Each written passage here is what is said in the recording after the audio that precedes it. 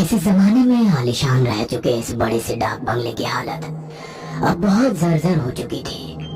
वो डाक बंगला कम और भूत बंगला ज्यादा लगता था। आसपास के लोग अपने बच्चों को उस तरफ जाने से रोकते थे और ऐसे ही वीरान पड़े डाक बंगले की तरह काले लिबास में मूसलाधार बारिश के बीच एक औरत छाता लेकर तेजी से बढ़ती जा रही थी। उसके एक हाथ में एक बड़ा सा डब्बा था।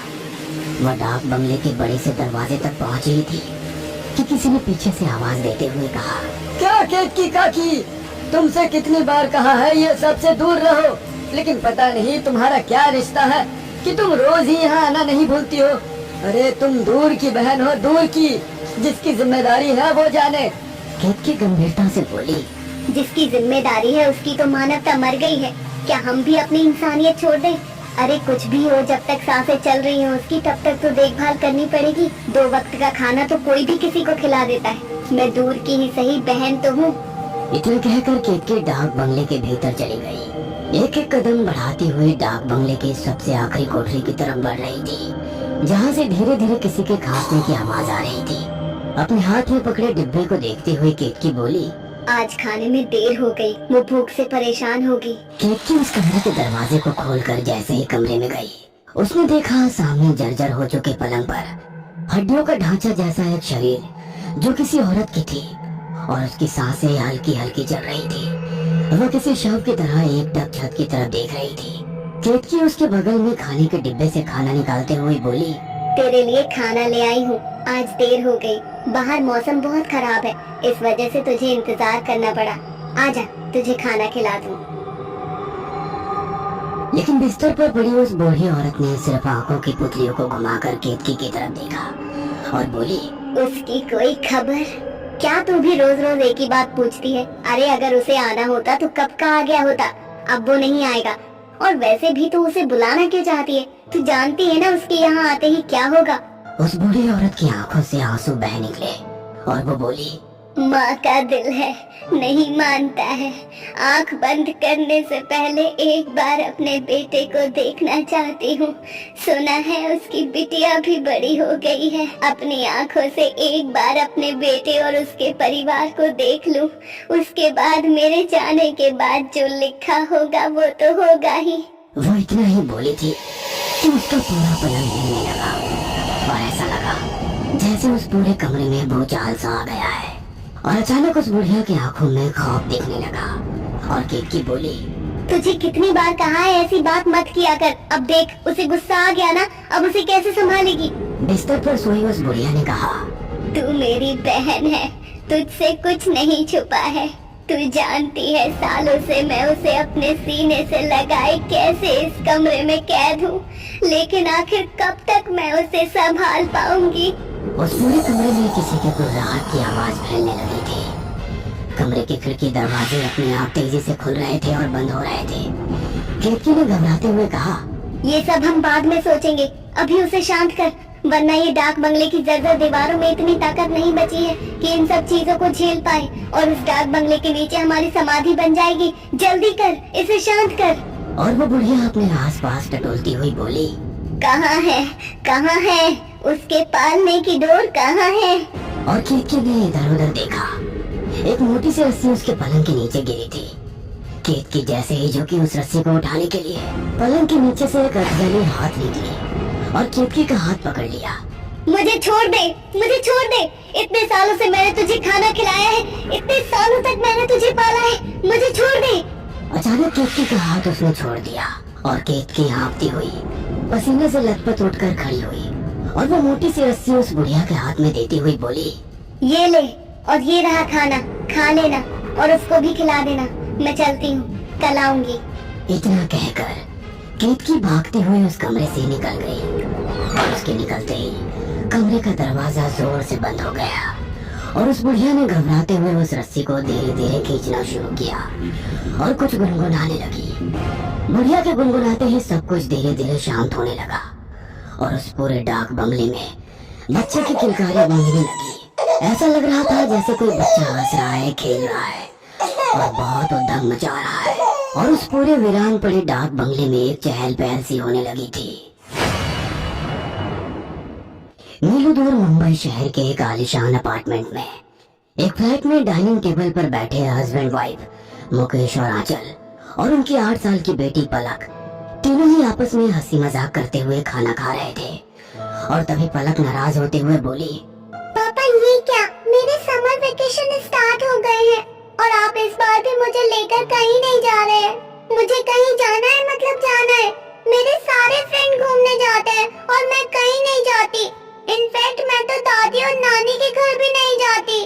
और ये सुनकर आंचल बोली, हाँ मुकेश, पलक ठीक कह रही है, हमें भी कहीं आउटिंग पर चलना चाहिए। इस बार कहीं प्लान करो ना प्लीज। ठीक है बाबा, जैसे तुम लोगों की आज्ञा। मैं कल ही छुट्टी लेने के लिए बात करता हूँ और हम लोग कुछ दिनों के लिए कहीं बाहर घूमने चलते हैं। आंचल तुम और पलक अपनी पैकिंग शुरू कर दो। पलक और आंचल दोनों खुशी से चहक उठे। पलक अपने सामान की लिस्ट बनाने लगी और आंचल खुशी खुशी अपनी बेटी से बात करने में मगन हो गई। तभी बाहर जोर से बादल गरजे और बिजली चमकी और झमाझम बारिश शुरू हो गई। मुकेश खाना खा चुका था। डाइनिंग टेबल से उठकर हाथ धोकर वो हॉल की खिड़की के पास जाकर खड़ा हो गया और उस रात में हो रही झिमझिम बारिश का आनंद लेने लगा। तभी उसके मोबाइल का रिंग बजा और मुकेश ने पूछा, कौन है आंचल?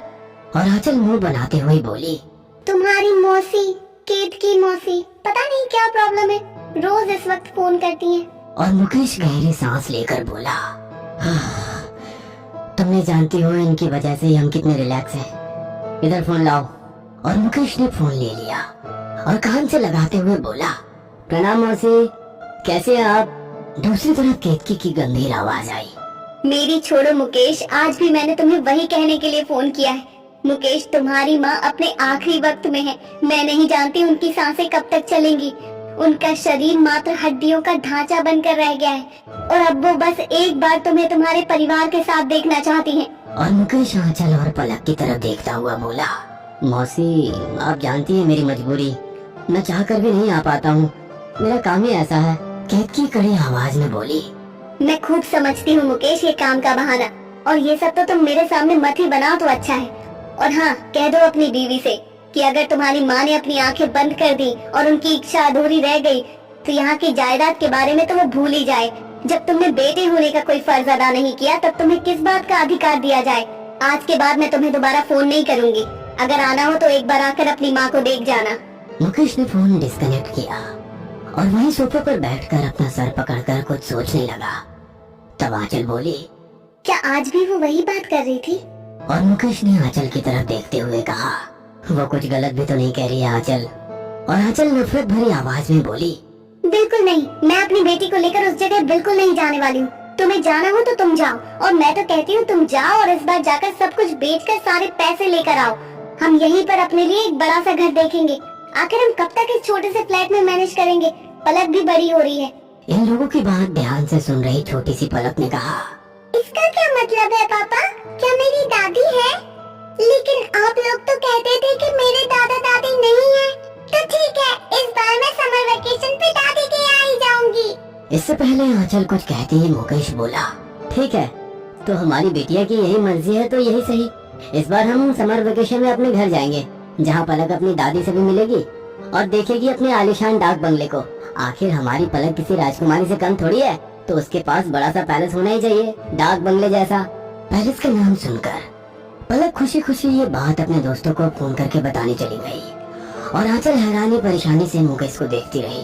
और मुकेश तो अपना फैसला सुना ही चुका था। तो मुकेश ने आंचल से कहा, सारी तैयारियां कर लो, मैं भी फोन पर अपने बॉस से बात करता हूँ और कुछ दिनों के लिए छुट्टियां ले रहा हूँ। हम कल सुबह ही घर के लिए निकलेंगे। अगले दिन सुबह से ही बहुत तेज बारिश हो रही थी। मौसम ऐसा विकराल हो गया था कि लग रहा था जैसे आज सब कुछ बह कर ले जाएगा। मुकेश, आंचल और पलक तीनों ही गाड़ी में सामान रखते रखते लगभग भीग चुके थे और जल्दी से गाड़ी में बैठते हुए मुकेश ने बोला, मौसम इतना कैसे बिगड़ गया? ये मुंबई की बारिश का कोई भरोसा नहीं है, लेकिन ऐसा अंधकार हाथों हाथ नहीं सूझ रहा है। लग नहीं रहा जैसे सुबह का वक्त है। लेकिन आंचल कुछ नहीं कह रही थी, बस गुमसुम सी बैठी हुई थी। छोटी सी पलक पीछे बैठे हुए अपने डाक बंगले, अपनी दादी और सारी चीजों के बारे में बड़े उत्साह से सब कुछ पूछती जा रही थी और मुकेश हर संभव कोशिश कर रहा था उसकी जिज्ञासा को शांत करने की। काफी देर तक मुकेश और पलक बातें करते रहे और अचानक से आंचल चीखते हुए बोली, बकवास बंद करो तुम लोग अपनी। क्या तुम लोग थोड़ी देर चुप नहीं रह सकते? तुम्हें दिखाई नहीं देता मेरा सर में कितना तेज दर्द हो रहा है? अचानक आंचल के इस बर्ताव से मुकेश और पलक दोनों ही हैरान थे। मुकेश ने कहा, क्या हो गया है आजकल, तुम ऐसे क्यों बर्ताव कर रही हो? देखो मैं जानता हूँ तुम वहाँ नहीं जाना चाहती हो, लेकिन पलक के लिए। और आंचल मुंह घुसाकर बैठ गई। 8 घंटे की लगातार ड्राइविंग के बाद मुकेश अपने परिवार को लेकर आखिरकार अपने पुश्तैनी गांव पहुंच चुका था। रास्ते में जो कोई भी मुकेश को देखता सब नफरत से मुंह मोड़ लेते। ऐसा लग रहा था जैसे सबके मन में मुकेश के लिए सिर्फ और सिर्फ घृणा ही घृणा है। मुकेश सबकी नफरत को बखूबी समझ रहा था, लेकिन फिर भी बड़ी हिम्मत करके आगे बढ़ता जा रहा था। और गांव के आखिरी में बने अपने बड़े से डाक बंगले के बाहर पहुंचकर मुकेश ने जैसे ही गाड़ी को ब्रेक मारा, आंचल को लगा जैसे वो नींद से जागी हो और उसकी नजर पड़ी उस सुनसान वीरान खंडहर नुमा डाक बंगले पर। और डाक बंगले पर नजर जाते ही आंचल को सिहरन सी होने लगी। आंचल को ऐसा लगा जैसे उसके पूरे शरीर पर कुछ अजीब सी चीज चुभ रही है। और आंचल अपना हाथ सहलाते हुए बोली, पलक, यही है डाक बंगला। और अपने मन में बोली, इतने सालों बाद भी यहाँ की हवाएं उसी का नाम ले रही है। यहाँ का हर एक सर्रा उसी के नाम पर चीख रहा है। आंचल कार के पास खड़ी उस पूरे डाक बंगले को देख रही थी। मुकेश पलक को लेकर गेट की तरफ बढ़ चुका था, लेकिन जब उसने पलट कर देखा तो आंचल अभी भी गाड़ी के पास ही खड़ी थी। मुकेश ने आवाज लगाई, आंचल क्या हुआ, वहाँ क्यों खड़ी हो, चलो ना। मुकेश की आवाज पर आंचल का जैसे ध्यान टूटा और वो घबराती हुई बोली, हाँ हाँ, मैं आ रही हूँ। इतना कहकर आंचल सहमी नजरों से पूरे डाक बंगले को देखती हुई छोटे छोटे कदमों से आगे बढ़ने लगी। आंचल को ऐसा लग रहा था जैसे उसके कदम आगे बढ़ ही नहीं रहे हैं। अपने माथे पर आ रहे पसीने की बूंदों को पोंछती हुई आंचल हर संभव कोशिश कर रही थी कि उसका डर सामने ना दिखे। आ गया, मुझे तो लगा था तो इस बार भी नहीं आएगा। इतना कहकर केतकी ने अजीब तरीके से आंचल को देखा और फिर पलक के सर पर हाथ रखती हुई बोली, मुकेश, तेरी बिटिया तो बड़ी प्यारी है, तेरी ही प्रतिरूप है, वही नैननक्श। मैं तेरी मौसी दादी हूँ, तेरी दादी की बहन। और केतकी पलक और मुकेश को लेकर आगे बढ़ गई। आंचल भी पीछे पीछे डाक बंगले के गेट के अंदर आ गई। डाक बंगले में कदम रखते ही मुकेश परेशान होकर बोला, मौसी, ये क्या हालत हो गई है इस जगह की? केतकी मजाकिया लहजे में मुस्कुराते हुई बोली, जब कोई देखने वाला ना हो तो घर हो या इंसान, हालत जर्जर हो ही जाती है। आ चल, तेरी माँ तेरा इंतजार सालों से कर रही है। इससे पहले कि मुकेश और आंचल आगे जाते, पलक के जोर से चीखने की आवाज आई और आंचल ने देखा पलक उनके साथ नहीं थी। उसकी आवाज बाहर से आ रही थी। आंचल भागती हुई डाक बंगले के बाहर निकली तो उसने देखा कि बगीचे में एक तरफ पलक गिरी हुई है और उसके घुटनों से खून आ रहे हैं। पलक बेटा, क्या हुआ, तुम यहाँ कैसे गिर गई? और पलक एक तरफ इशारा करते हुए बोली, मम्मी, वो उसने मुझे गिरा दिया। उसने मुझसे पूछा कि मैं क्या खेलूंगी उसके साथ, और जब मैंने हाँ कहा तो उसने मुझे गिरा दिया। आंचल ने डरते हुए उस तरफ देखा जिधर पलक दिखा रही थी, लेकिन उधर कोई नहीं था। पलक, लेकिन बेटा वहाँ कोई नहीं है। है मम्मी, वही तो है, देखो कैसे गुस्से में देख रहा है आपको। तब तक मुकेश और केतकी भी वहाँ आ चुके थे और केतकी ने पलक की बात सुन ली थी। और केतकी घबराते हुए पलक के हाथ को पकड़कर खींचती हुई बोली, चल यहाँ से चल। इतना कहकर केतकी पलक को लेकर भीतर चली गई और जाते जाते डर कर पीछे पलटकर उस तरफ देखने लगी जिस तरफ पलक ने दिखाया था। आंचल ने घबराकर चारों तरफ देखा और वो भी तुरंत बंगले के अंदर चली गई। मुकेश अपने परिवार के साथ अपनी माँ के कमरे में जा चुका था। कमरे में जाते ही अपनी माँ पर जैसे ही उसकी नजर पड़ी, मुकेश की आंखें भर आई। मुकेश अपनी माँ के पैरों के पास बैठकर उनके पैरों को छूता हुआ बोला, माँ, ये सब क्या हो गया है, मुझे माफ कर दो। इतना कहकर मुकेश की आंखों से आंसू का एक बूंद उसकी माँ के पैरों पर गिरा और उसकी माँ जो शायद सोई हुई थी, उनकी आंखें खुल गई। उन्होंने जब मुकेश, आंचल और पलक को देखा तो भावुक होती हुई बोली, तुम लोग आ गए। मुकेश बेटा, मुझे तो लगा था शायद इस जन्म में अब मैं तुम्हें नहीं देख पाऊंगी मेरे बच्चे। पलक जो अपनी दादी से मिलने के लिए इतनी उत्साहित थी, अपनी दादी के रूम में मानव कंकाल को देखकर घबराकर आंचल के पीछे छिप गई थी। और उसकी दादी ने प्यार से कहा, मेरी बच्ची इधर आ, अपनी दादी के पास आ। लेकिन पलक को उनके पास आने में भी डर लग रहा था। पलक की दादी ने अपने तकिए के नीचे टटोला और हाथ में कुछ सिक्के लेकर बोली, सालों से ये अपने सिरहाने लेकर सोई हूँ कि जब तुझे देखूंगी तो दूंगी। ये ले मेरी बच्ची, दादी का आशीर्वाद ले। मुकेश ने सहमति में सर हिलाते हुए पलक से कहा, पलक जाओ, दादी के पास जाओ। पलक डरते हुए दादी के नजदीक बढ़ने लगी और उसने दूर से ही हाथ बढ़ाया और सिक्के लेते वक्त कुछ सिक्के नीचे गिर गए। पलक जैसे ही उन सिक्कों को उठाने के लिए नीचे झुकी, उसने देखा पलंग के नीचे एक पालना है जिसमें लगभग 3-4 साल का एक बच्चा खुद को सिकोड़े बैठा है। वो पूरी तरीके से जला हुआ है और लाल लाल आंखों से पलक को देख रहा है। और जैसे ही वो पलक को देखकर अजीब तरीके से हंसने लगा, पलक जोर से चीख पड़ी। मुकेश और आंचल ने बोला, क्या हुआ पलक? वो बेड के नीचे, दादी के बेड के नीचे। इतना बोलते बोलते पलक बेहोश हो गई। मुकेश ने तुरंत देखा और बोला, बेड के नीचे तो कुछ भी नहीं है, तो ये बेहोश क्यों हुई? मुकेश की माँ और केतकी घबराकर एक दूसरे की तरफ देखने लगे। तब केतकी ने बोला, चल चल निकल यहाँ से, जल्दी निकल। माँ से मिल लिया, अब उसे आराम करने दे, बाद में आना। केतकी, मुकेश और आंचल पलक को लेकर उस कमरे से निकल गए और जाते जाते उसने मुकेश की माँ को इशारा किया और उस कमरे के दरवाजे को बंद करके चली गई। हॉल में लाकर पलक को लिटाते हुए आंचल गुस्से में बोली, देखा तुमने, इसलिए मैं कहती थी मुझे यहाँ नहीं आना, लेकिन तुम खुद तो आई, मुझे और मेरी बच्ची को भी यहाँ लाकर फंसा दिया। अरे इतना ही अपनी माँ से लगाव था तो उन्हें यहाँ से ले जाते, हम वहाँ उनकी देखभाल कर लेते। मैंने कभी मना किया है क्या? केतकी आंचल की बात सुन रही थी। उसने आंचल पर तंज करते हुए कहा, तुझसे और उम्मीद भी क्या की जा सकती है? ये तो मैं पहले से ही जानती थी कि मुकेश सालों से यहाँ नहीं आया और इसके पीछे तेरा हाथ है। आप लोग बहस मत करिए। मौसी, आप जानती हैं मैं यहाँ क्यों नहीं आता था। इस जगह ने मुझसे मेरा सब कुछ छीन लिया, तो इस जगह में क्या लेने आता? खैर, अब उन बातों को करने का कोई मतलब नहीं है।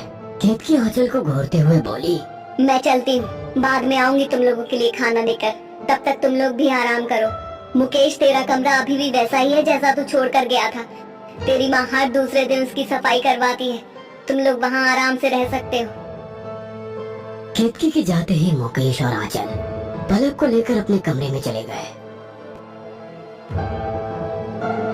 पलक को बेड पर सुलाकर मुकेश अपनी माँ के कमरे की तरफ चला गया और आंचल पलक के साथ लेटी रही और उसे भी नींद आ गई। आधी रात को आंचल की नींद खुली तो उसने देखा मुकेश अभी तक नहीं आया है।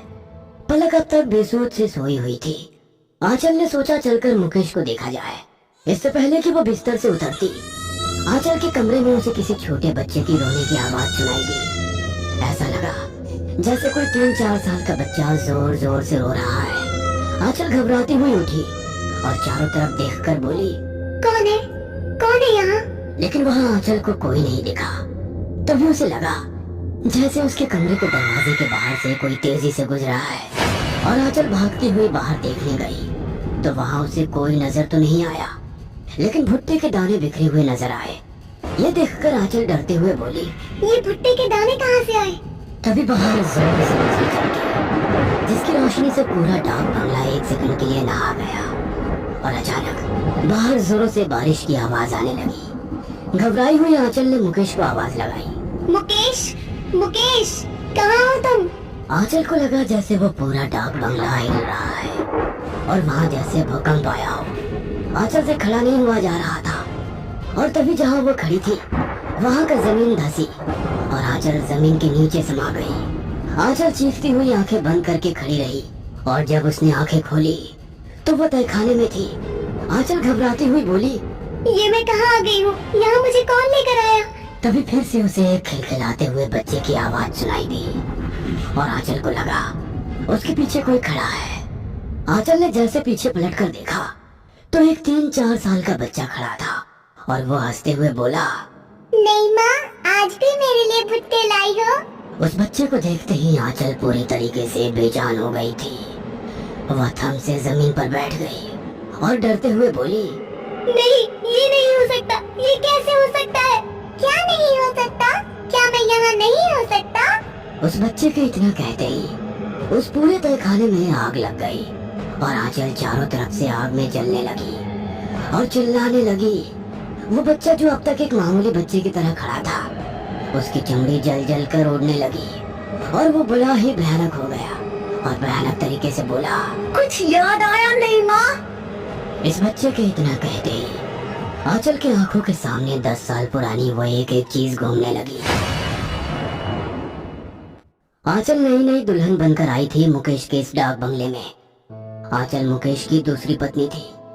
मुकेश की पहली पत्नी अपने बेटे के जन्म के बाद ही स्वर्ग सिधार हो गई थी, लेकिन सबके जोर देने पर बेटे के खातिर मुकेश ने दूसरी शादी कर ली थी। मुकेश का बेटा गोलू जब 3-4 साल का था तब आंचल गोलू की नई माँ बनकर आई थी, लेकिन आंचल को गोलू एक आंख नहीं भाता था और इसी छोटी मानसिकता से आंचल ने गोलू से दोस्ती बढ़ानी शुरू की।